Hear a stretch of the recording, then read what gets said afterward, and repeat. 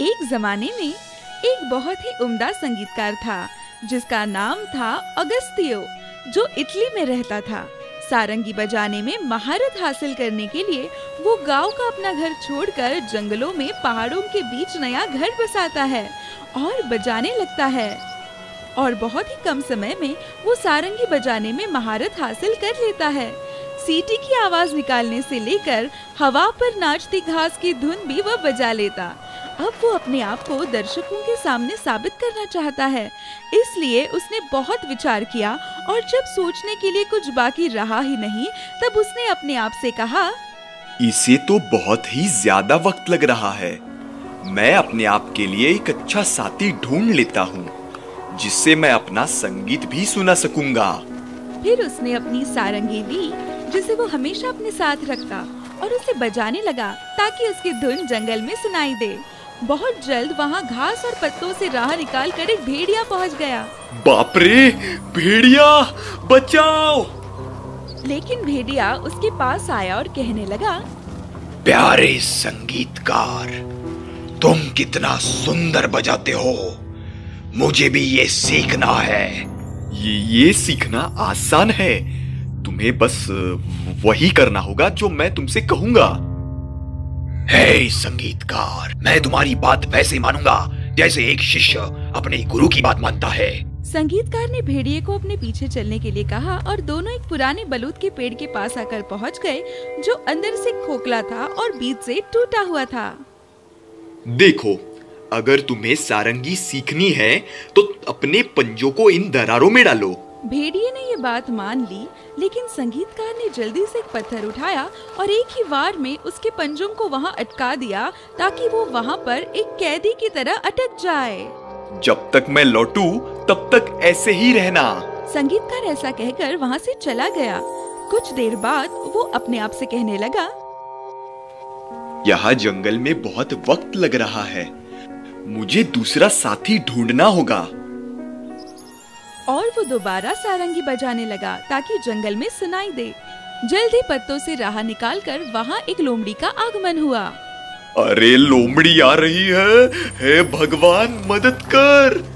लोमड़ी ने संगीतकार से कहा, प्यारे संगीतकार, तुम कितना सुंदर बजाते हो, मुझे भी ये सीखना है। ये तो आसानी से सीख जाओगे, तुम्हें बस मेरा हुक्म मानना है। संगीतकार ने कहा, हे संगीतकार, मैं आपकी बात वैसे मानूंगा जैसे एक कुत्ता अपने मालिक की बात मानता है। तो मेरे पीछे आओ। और वे दोनों बहुत दूर चलने लगे। बहुत चलने के बाद वे एक छोटे रास्ते पर आए जिसके दोनों तरफ पेड़ पौधे थे।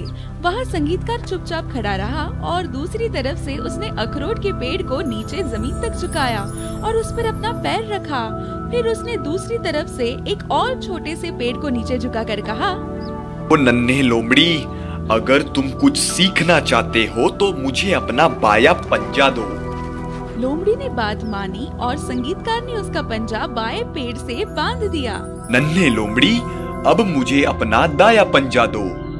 फिर उसने उसे दाएं पेड़ से बांध दिया। फिर उसने देखा कि वो मजबूती से बंधा है या नहीं। फिर उसने पेड़ को छोड़ दिया। पेड़ की डालियां ऊपर उठी और संगीतकार ने लोमड़ी को हवा में लटका दिया। जब तक मैं लौटूं तब तक तुम ऐसे ही रहना, संगीतकार ने कहा और चला गया। फिर से उसने अपने आप से कहा, इस जंगल में तो मुझे बहुत ही समय लग रहा है, मुझे दूसरा साथी ढूंढना चाहिए। इसलिए उसने अपनी सारंगी ली और बजाने लगा ताकि जंगल में आवाज गूंजे। फिर एक नन्हा खरगोश कूदते हुए इसके पास आया। अरे नहीं, एक खरगोश आ रहा है। खरगोश से दोस्ती करके मुझे क्या फायदा? उम्मीद है कि वो चला जाएगा। प्यारे संगीतकार, तुम कितनी सुंदर सारंगी बजाते हो, मुझे भी सीखना है। हाँ, वो तो सीख जाओगे, तुम्हें बस मेरी हर बात माननी है। हे संगीतकार, मैं आपकी बात ऐसे मानूंगा जैसे एक शिष्य अपने गुरु की बात मानता है। दोनों काफी दूर तक चलते रहे जब तक वे एक खुले मैदान तक पहुँचे जहाँ एक एस्पेन का पेड़ था। संगीतकार ने एक लंबी तार खरगोश के गले में बांधी और उसे पेड़ से बांध दिया। चलो नन्हे खरगोश, जल्दी से पेड़ के 20 चक्कर लगाओ। संगीतकार ने कहा और खरगोश ने मान लिया। जब उसने 20 चक्कर लगाए तब तक तार 20 बार पेड़ पर लपेट चुकी थी और खरगोश अटक चुका था। वो उसमें अटकता ही चला गया और उसकी नाजुक गर्दन कट रही थी।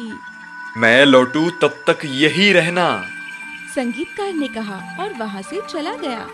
भेड़िए ने तब तक जोर लगाकर खींचकर पत्थर से अपने आप को छुड़ा लिया था और खाली पेड़ से बाहर आ चुका था। गुस्से और आक्रामकता से वो संगीतकार की तरफ तेजी से बढ़ने लगा ताकि उसके टुकड़े टुकड़े कर सके।